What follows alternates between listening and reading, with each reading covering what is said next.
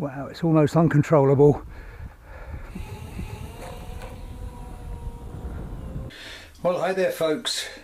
The question is, have I finally banished the jinx that my twin fuselage Lidl RC conversion appears to have had? And did my little Stumpy version number 4 or 5 finally get a maiden where it lasted longer than 4 or 5 seconds? Well, they had a couple of test flights on Saturday. Let's see how it went. First we take a look at the very checkered history of Stumpy, fail, fail, fail, and then an even quicker look at the latest very short test flight, and then we take a look at my lovely twin fuselage conversion, see how that went, and then after that a very quick discussion about what may or may not have gone wrong. So let's take a quick look at Stumpy and its origins and set of failures. So this was the first version of Stumpy, a pusher, and this is how well it flew. Nope.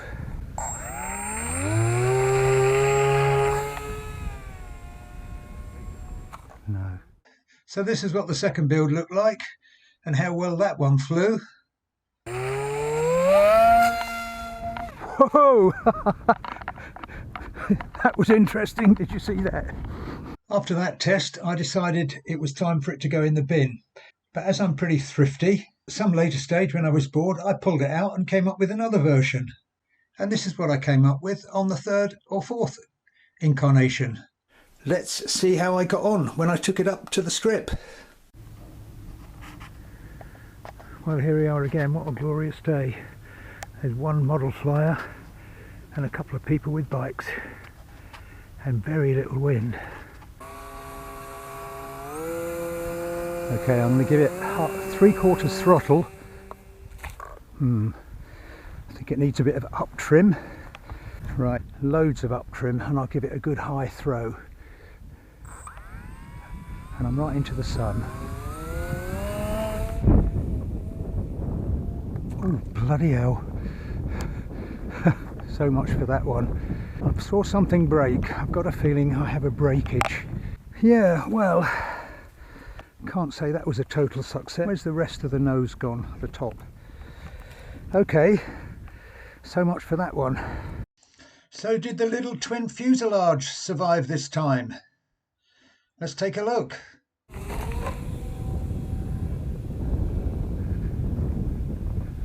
Throttle back. Oh. She's flying today and flying quite nicely. It's just a bit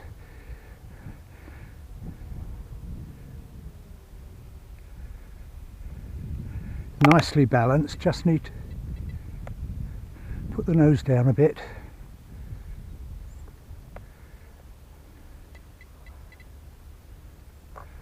That's better. Still trimmed a bit too high.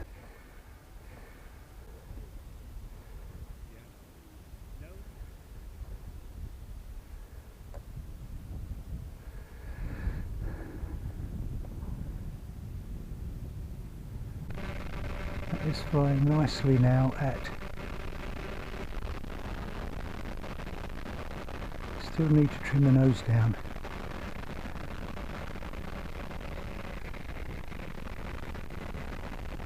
That's 1/3 throttle.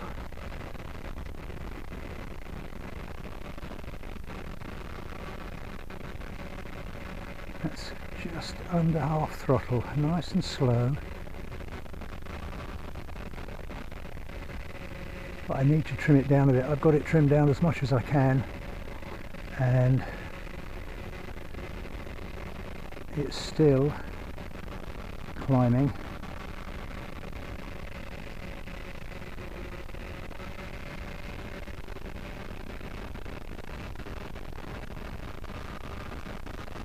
So I'm having to keep the nose down, which always makes it tricky to fly.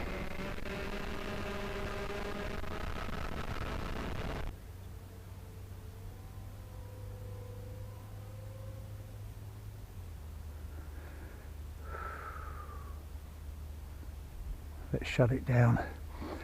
1/3 throttle.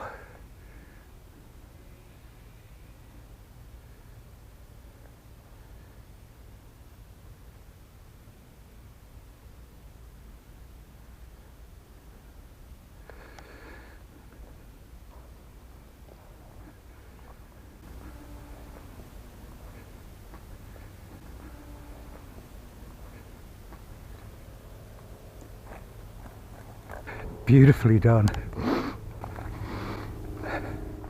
So there you go, you win some and you lose some. And that was my lovely morning up at the field the other day. And as you saw, twin Fusi flying beautifully, which just goes to show the importance of getting the mix right between your two motors and your two speed controllers, differential thrust control. Now I found two videos online explaining how to do the mix, one by the excellent Andrew Newton on his channel and the other with RC with Adam. Good channel. In fact, Andrew Newton's mix didn't work for me, but RC with Adam that I used, which was slightly different, worked great this time. So check them out if you've got a machine with twin motors, twin speed controllers, and you'll find it very helpful. How about version 4 of Stumpy, which as you can see by the miracle of hot glue gun is back in one piece and even much reinforced in the nose here with some foam board, so I think there's less chance of that breaking, although I might actually try and fit a folding prop on it. But one thing I've immediately noticed when I fired it up to see if everything was working, I don't know whether you can see there, but hardly surprising that it went off so hard to the left, because I've got it trimmed really badly. Yeah, maybe you can see it there. Yeah, I think you can just see it there. The left aileron is massively high, which is why it just went off that way. Another factor which obviously wouldn't have helped was the elevator was way too small.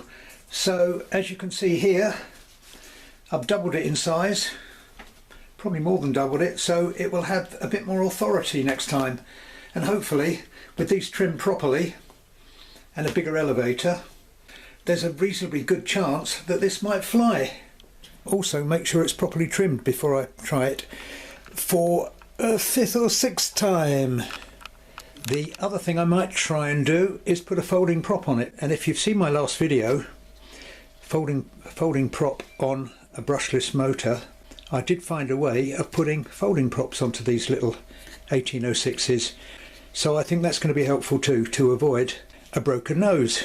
Another little tip here, when it came to enlarging the elevator, the foam here is way too thin here for me just to make another one in foam board, so I got a piece of cardboard, glued it to the very thin bit of balsa that was in front of it. As you can see, I've used tape either side to just give it a bit more strength, and this is a money saving tip for you.